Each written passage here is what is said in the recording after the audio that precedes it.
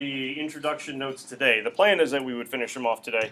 If for some reason we don't get through the notes with today, first thing we'll do tomorrow is collect homework, do reading check quiz, briefly finish this stuff off, and then we'll kind of get into talking about the articles that you read and any kind of arguments that we can kind of construe from those things. All right. So where we left off yesterday, you wrote down the rhetorical appeals. What we're going to do right now is go into detail about those rhetorical appeals.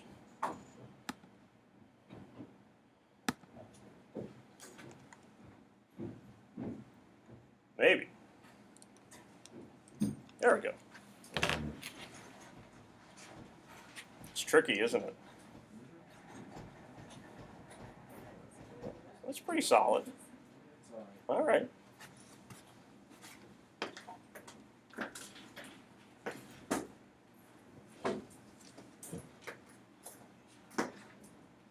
For the wording that we got here, and again, I'll zoom in on this because I know it looks kind of small here initially. We're taking a look at logos, which is going to be the appeal to logic. I think most of you have probably at least heard this term before. It's not Legos or Egos with waffles, but logos, appeal to logic. These are the, boy, it's like dramatic the way it's slowly moving.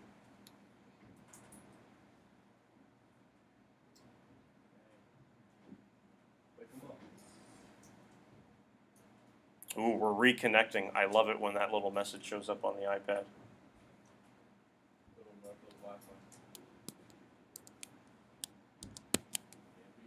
Here, we'll do it this way.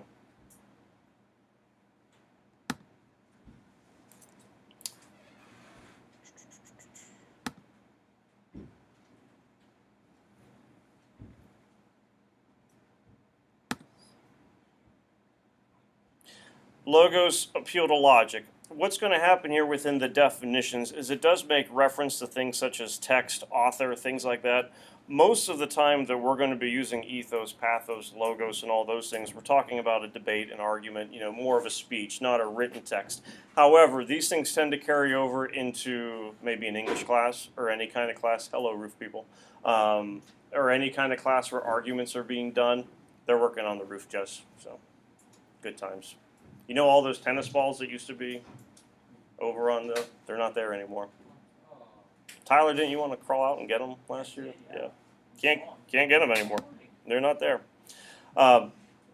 They can get used within written text. Most of the time for us, though, it is certainly going to be verbal presentation that would be happening. Although we will have some cases where you would have to use them in written word, and really your homework assignment could be an example of that when you're talking about the moral justification of what's going on with the lottery and whatnot. So just understand that when we say text, that can mean a whole lot of things. But this is going to be the logic, or at least the rationale to the audience's sense of reason when you are making an argument. Logos is the one that within this course we rely on the most, or at least you should rely on the most and focus on the most. You certainly can use the other appeals, but this essentially becomes kind of like the backbone of the course. If you remember yesterday I told you, we'll see if you remember, what is Pitt's angle or hope objective with debates that would be happening in a classroom setting, assuming you have two people or a small group of people arguing? What are we trying to accomplish? Learn something. And the idea that the audience learns something. Maybe you already have a preconceived notion, view of something. It doesn't mean you have to change that point of view or that idea for it to be worthwhile, but you're at least presenting the other side of it. If you have someone on the fence, it gives them maybe more information to be able to at least come to an educated decision. If you're not going to change someone else's viewpoint, at least they understand and hopefully can respect the angle from which another person is coming. So not to say that you'll never use forms of manipulation and trickery. Let's face it, you're juniors and seniors. You're going to try to manipulate people from time to time. As you become parents, you really manipulate people from time to time. But the hope is that there's some logic, reasoning, rationale going behind your argument. It's called learning. You got to be able to figure out what's true. Skill. But you lie about the guy in the red suit. Did we? I think my 5th grader still believes. Really? I think she does. I think that's Like, I feel like by around there is when Right, Ford, we're in sixth grade. I thought Sixth last grade, year like it was going to kind of, hey, but I think sixth grade. and I'm at the dilemma. At what point am I forced to shatter her world? But you're Don't the fight. yeah, don't stop. I mean, Seriously. For those of you who know me, it's a miracle that I've lasted this long without shattering her You world. know, it's like that big a deal. Like you get kids, so you kind of. Just get it. Instead of like, Just get making fun of her. Yeah. just do it sooner rather than later. Just get it over with. Yeah, you can just tell her. I mean, you've gone this far. Why stop? Yeah, you do want to tell your poor kids in school, tell them. Addie, like, you realize. Not you, Addie. People who get confused, daughter's Addie as well.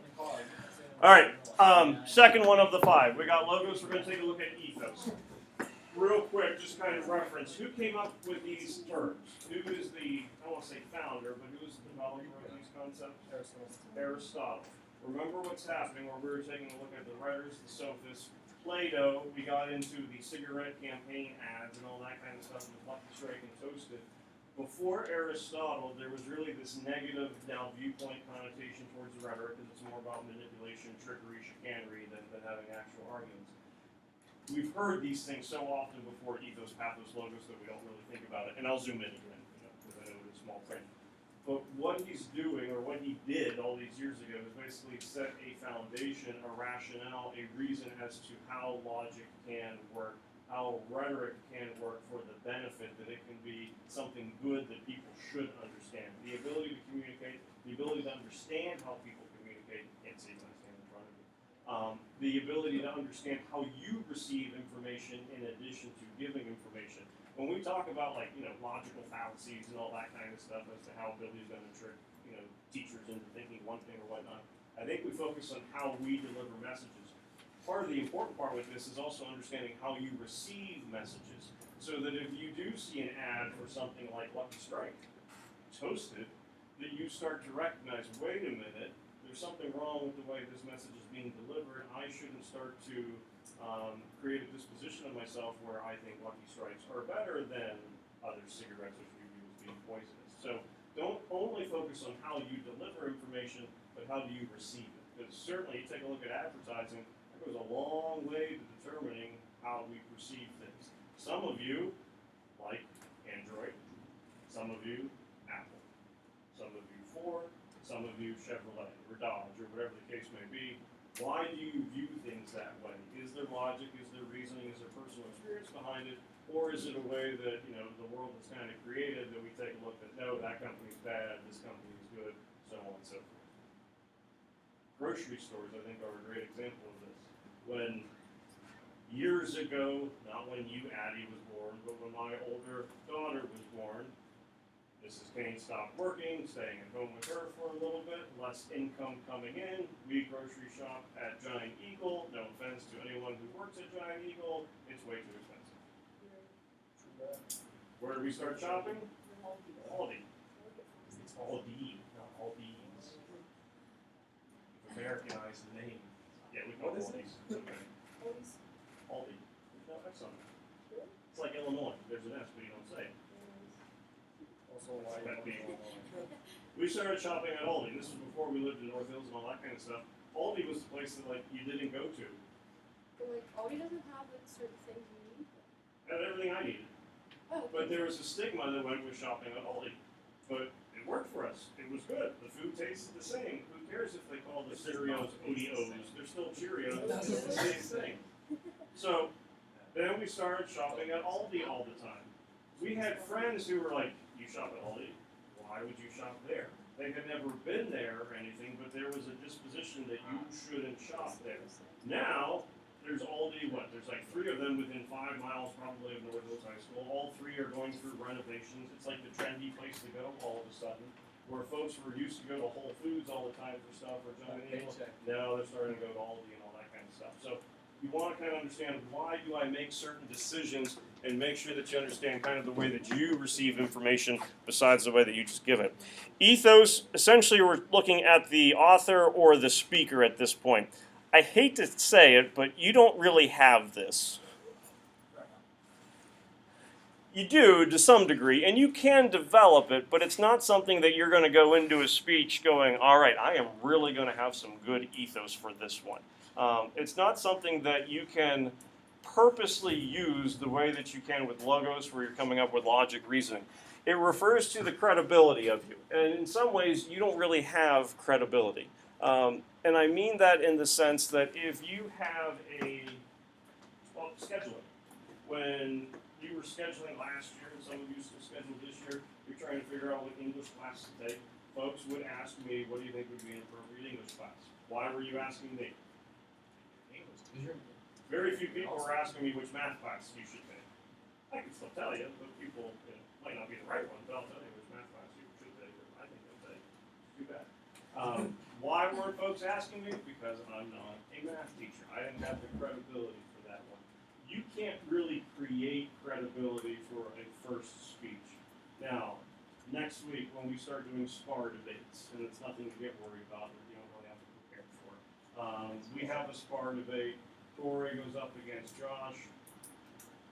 Josh, you feel good? Josh annihilates Corey. Sorry. He could be creating ethos for the next time he comes up to speak in the sense of, wait a minute, he's the one who annihilated that kid. I don't want to have to go up against him.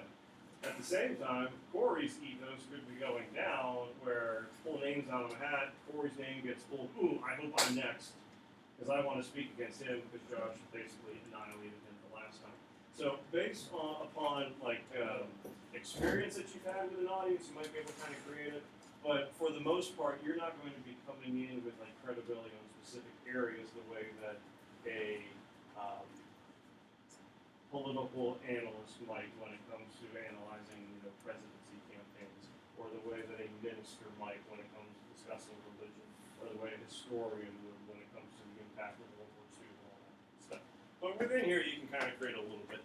You can build it, and I put it down here at the end, you can build it a little bit by using credible sources. If all of your arguments are based on, well, in my experience, in my experience, in my experience, and you keep going with that over and over and over again, you're probably pulling from a limited amount of evidence. If you're able to pull your sources from a variety of places, that could be beneficial.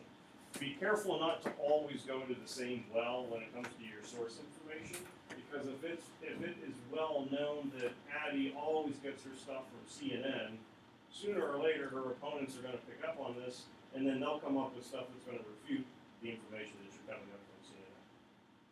Males, no offense, but over the years, the gender stereotype with arguments that I've noticed is males, when it comes to evidence, love a specific type. Statistics. Then they come up with statistics for everything. If you always use statistics, be careful, because then again, whether you're speaking against a male or a female, they'll start to understand that we always use statistics.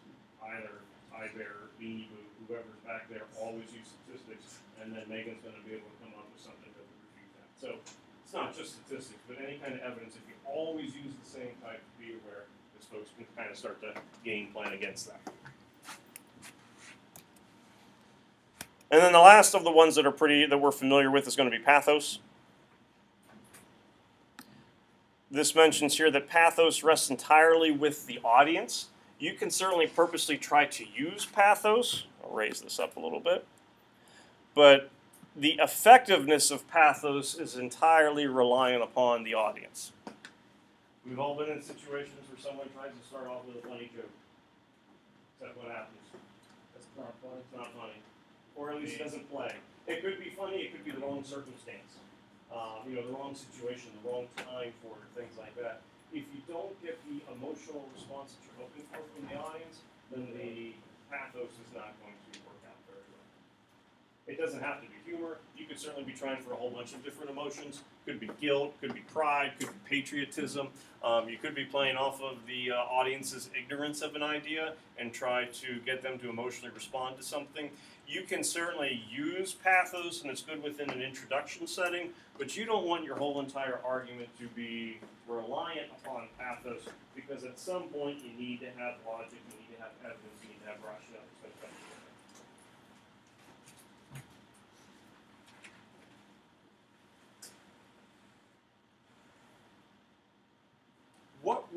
be an issue that is going on in the U.S. that is very emotionally tied to patriotism. It's been going on for like the last couple of years.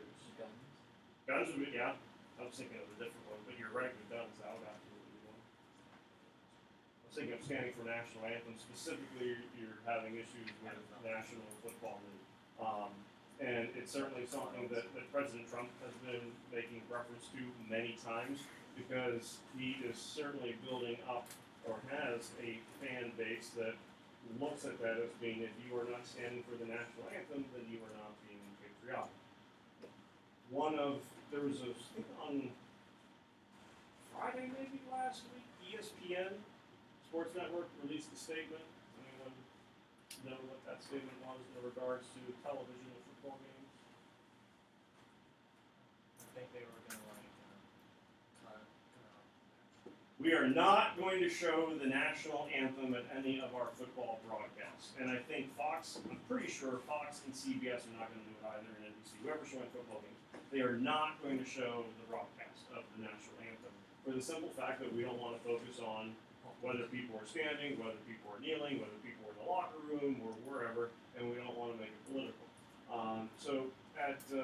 President Trump was in West Virginia, I think it was on Monday or Tuesday, was at a rally, and one of his points when he was talking about it was, and the network, specifically ESPN, is not even going to show the national anthem anymore. And people were getting emotionally upset about this, as that is completely unpatriotic of ESPN. What if, even though it's not pushed out on TV, people still like social media news up so much that it's going to end up being an issue? It probably, well, yeah, it is. It will be an issue because we're still talking about it like in second period in CP47. But when it comes to like the difference between like logos and a pathos and whatnot, you're getting an emotional response, and part of it is because you're dealing with Trump knows who his audience is going to be. You know, his supporters. If this is something that they're going to rally upon. Guess how often they show the national anthem at football games on TV over like the last 5 years? What percentage of telecasts show the national anthem, not counting the Super Bowl? Because it's a big deal who sings the national anthem. Less than 3%. Because from a television standpoint, or production standpoint, it's nearly impossible to show everyone the national anthem. If you watch the Steeler game on like CBS, there's the CBS pregame show, but then they cut away to Cincinnati, to Pittsburgh, to Philadelphia, to San Francisco, to Miami, wherever there's games. They can't coordinate it so that you would see the national anthem all the time. So people were getting upset that the networks aren't going to do something that the networks didn't do in the first place.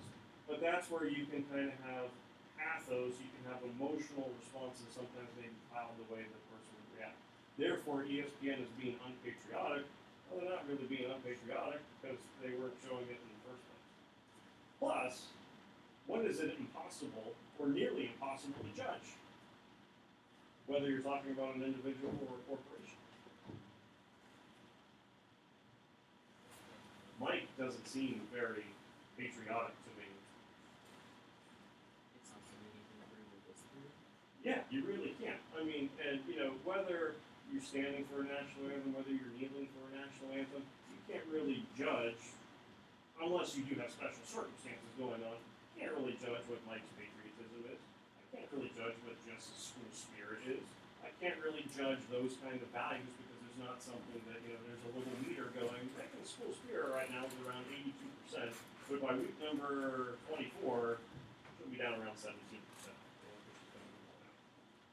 I can't tell what kind of student Billy is based on 2.5 periods. Now, I might come to a conclusion next week when you're not here, she doesn't care, but that's not something that I can truly judge just by looking at someone. So pathos can be effective, but it's not something that you would ultimately want to rely upon. The last two here are going to be ones that we probably have not really made reference to previously. First one is kairos. Greek term, so we got to end in OS. For kairos, you're looking at the time, the setting. This is something that's probably a little bit more pertinent if you're going back to Greece, you know, thousands of years ago. Time and setting, and Billy, you mentioned social media. You know, social media is kind of everywhere, so we get news everywhere. We can say something or respond to something basically any time. So that time and place idea has kind of been manipulated a little bit. But this refers to the time, the setting, the place of a speech. And did mention that sometimes a joke might not be appropriate for the given situation. You don't usually want to start a eulogy or show up at a funeral home cracking knock-knock jokes and all that kind of stuff. That's just not the time or the place for it. Well, that would be careless that you're referring to. Martin Luther King Jr.'s most famous speech, I Have a Dream. He gives the speech in Washington, D.C. Pardon? He's in the mall, and he's in front of what monument?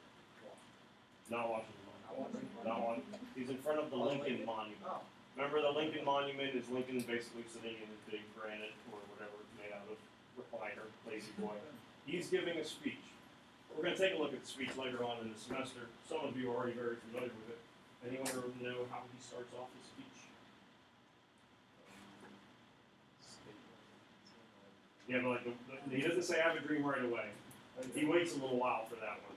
A lot of the YouTube clips, though, will jump to that part immediately. It's like halfway through the speech when he really starts doing that one. Nope. I can't remember that.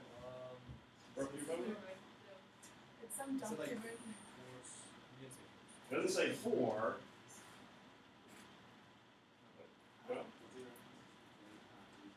He references it. Yeah.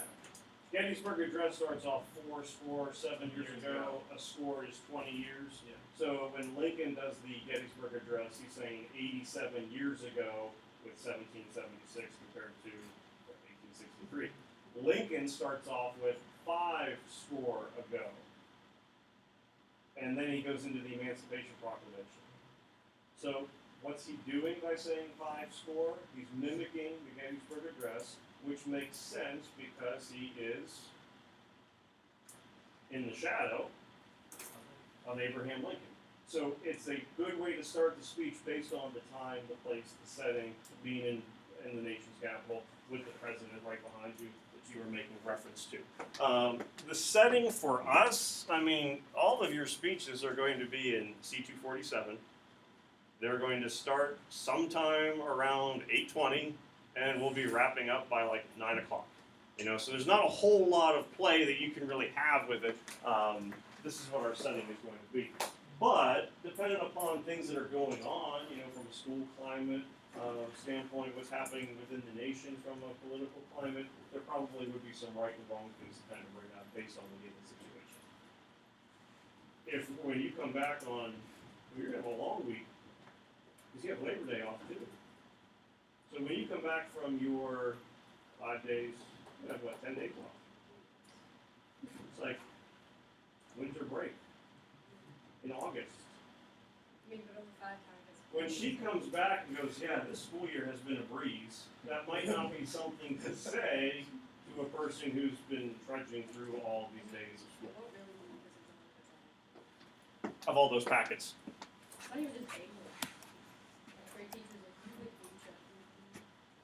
You didn't tell me you had Mrs. Kane for Trig. Oh, well, she would give you a bunch of stuff to do. Last one is telos. Not widely used in modern rhetoric would be reference to the term. It still is used, but it's not something that we really end up making reference to, so it's telos. This is referring to the purpose or the attitude of the speech. Why are you doing this? What is the, not to use the word purpose, but what is the objective that you are trying to achieve? This is important in Aristotle's era, because remember, before this you had a whole bunch of people who were going, I can spread excellence and virtue for you, but there was kind of some trickery, some manipulation with it. So the idea with having a clear objective purpose, you're being upfront about what it is you're trying to accomplish. Hi, Josh. I can teach you excellence and virtue. Hi, Josh. I'm here for your money. So let's get to work. The idea with this is to be straightforward about what it is that you are trying to accomplish. Now, from some sense there, you do want to have some suspense maybe with what your purpose could be. It's not uncommon to start a conversation one way and then kind of having a surprise purpose at the end for a climactic effect. But for the most part, you want to be straightforward with what it is that you are trying to do. And again, you think about it for politics. Why would a politician, and this could be regardless of Republican, Democrat, ages and all that kind of stuff, why do you give speeches, to your clientele, to the voters? What's your objective? To persuade them to vote for you so that I get elected. If I'm presenting it, though, what do I want it to seem like my purpose is? Pardon? Okay. Help me help you, kind of thing. This will be beneficial for you if you elect me. Is that the true purpose, or am I simply just trying to get elected to that office? That's where you want to make sure that your purpose is kind of pretty clear and straightforward. And again, all of this is coming from that academic sense of the point of debate is to be a learning process, where certainly dealing with some things like politics can be a little different. We're going to skip video for now. All right, so Aristotle then came up with the structure of the argument, and it basically comes into 4 parts. It seems pretty straightforward, because it is. It seems kind of obvious, but at the time, it wasn't necessarily maybe as clear and cut as we would think today. This looks pretty similar to you in the sense of talking about English classes. It's kind of like the way that you would set up an essay. But speaking is a lot different from writing, so there's going to be some emphasis on repeating certain parts, and we're going to zoom in on each of these. But all 4 of it would be introduction, your statement, your argument, and your conclusion. So you will get to see all of these if you haven't written them down quite yet. So the idea with the introduction is you are introducing the topic. You want to make it as clear as you can. What is it that you are trying to talk about? Some things to keep in mind, and again, this is for speaking. This isn't just necessarily for something writing. Consider who your target audience is. Who are you talking to? The way you would speak to peers in the hallway or in cafeteria is going to be different than the way you're going to speak to peers in here. The way that you speak to peers is going to be different than the way you probably speak to a teacher, parents, people you know versus people you don't know. So who's your audience? What are their values? What are their beliefs? What are things that they consider to be important? You want to try to make a good impression? That could be a lot of different things. And this seems kind of silly. What traditionally do speech teachers not want you to do when you come up and speak? Yeah,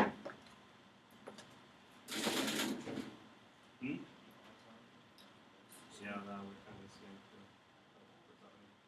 like chewing gum. So something as simple as chewing gum.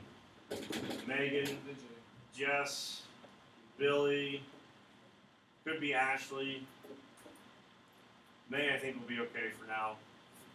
Cass will be okay. Not necessarily in your face, and you do this.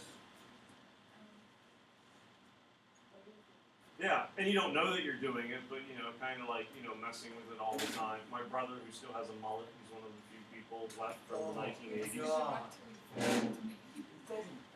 I compare it to my brother. Yeah, you do. Plays with his hair all the time. Pardon? I don't know that one. I mean, I know I say some stuff about him, but I don't recall that one. I'll see a picture. But plays with his hair all the time. I don't carry pictures of my brothers. I don't carry pictures of my kids. I'm not going to carry pictures of my brothers. Yeah, but I don't carry them. But you don't want to play with your hair all the time. And again, there's a difference between nerves and then also the way that you kind of present yourself. Someone said being fidgety, when you get up here where we might kind of like play with our thumbs all the time. Some of us white knuckle the podium. What you say, so far as understanding that you have like, okay, and I know I do it, but it's certainly kind of being aware of those things. You want to try to make a good impression as much as you can. One thing to keep in mind is, say, you have one person speaking first, Ashley's going first, you're going second. Ashley does a really good job of not playing with her hair. She's not chewing gum. She's very composed and whatnot. You know now that I need to make sure I do that, because if I come up here playing with my hair, chewing my gum, boy, I'm really going to look bad compared to what she has just done. So you want to make sure you're making a good impression, both in content and the way you present yourself. Establish ethos, which I know is kind of tricky, but that you are a credible source, a credible speaker for what's going on. And then you do want to appeal to emotion, but you just don't want that to be your main source. Keep in mind, this is your introduction. This is how you start to present yourself. Then as you get in the argument, it's going to become a lot more logical, reasonable. Those are going to be the strategies that you kind of focus on. This seems kind of obvious. Your statement is going to be your main point that you're trying to address, the dreaded thesis statement, so to speak, that you might have in English essays. You want to state your viewpoint. That seems obvious, but you can be surprised how many people never really state their viewpoint. Josh, you mentioned gun control. You could come up and speak and start speaking about the Second Amendment, gun rights, and all that kind of stuff. But if you don't clearly tell us that you are in favor or you are against it, you're leaving a lot up to the audience to interpret it. Anyone still watch like TV? I mean like stations, not Netflix. Have you seen the Post-Gazette ads? They've just started, like in the last week. Yeah, yeah. The Post-Gazette, Pittsburgh newspaper, is cutting back delivery. No longer, I think it is either Monday and Saturday or like Saturday and Tuesday. Pardon? They don't print on Saturday. They're not printing Saturday, and there's another day that they're going to go to 5 days. So you have these ads are running, and apparently, as you see more of them, the message becomes clear. But basically, you have an old lady or an old guy standing here holding the newspaper going, print or online, I'm not reading my newspaper online, I need to have it in my hand. I'm only going to read the paper that's in print. I'm not going to use those apps. And then there's like the old grandma, you go online, they try to delete your cookies. No one is stealing my cookies and all this kind of stuff. And then it goes, Pittsburgh Post-Gazette. And you look at it, you're like, so is this like against it, or is this for it? What's the whole argument here? At this point, it's not clear. Post-Gazette has said it'll make sense later on, once you start seeing the other ads. But at this point, if you were looking at it as the sole entity of the argument, we don't know what the viewpoint is of the purpose of the ad, because it seems like the Post-Gazette is making fun of itself or yelling at itself for cutting service. Just so I can raise this up. So you want to make sure that you present your viewpoint. You want to make sure that you don't promise more than you can prove. And this could go back to Josh has zero school spirit and is un-American. Well, how do you know? How can you prove it? Oh, I can't. Is it something that is debatable? Is it something that we truly care about? And then often throughout the course of the speech, you want to refer back to your thesis, you want to refer back to the argument so that you are reinforcing it. Keep in mind when you're speaking to someone, you're not giving them a handout or a transcript. This is my essay, I'm now going to read it to you. They can't look back at what you have written or what you have said, they have to remember it. Tyler, it wasn't the way that he started his speech, but what phrase does Martin Luther King use throughout his I Have a Dream speech? Why does he repeat it? He wants to emphasize this. He wants to make sure that that sticks with you, that you remember it over and over and over again, so you have to say it. If you were making it just like a written piece, you wouldn't have to refer to it as often as he does. He uses a lot of repetition in his arguments and his speeches because he wants you to remember what those points are. Then we get to the actual argument, basically the content, the proof that you're going to use. Could come from a variety of places. Facts, personal stories, testimonials. Again, you want to have a variety of things. You don't want to go back to the same ones over and over again. You want to have, and I understand this can be hard to read. We'll come back to it tomorrow, obviously. Best examples available is the second bullet point. We'll take a look at the rest tomorrow after we finish your reading check quiz. So, reading check quiz for the 2 articles, the value homework sheet I'll take from you, and then if you haven't signed up for Google Classroom, try to do it tonight so that you're ready to go when 7 p.m. rolls around. Have a good day.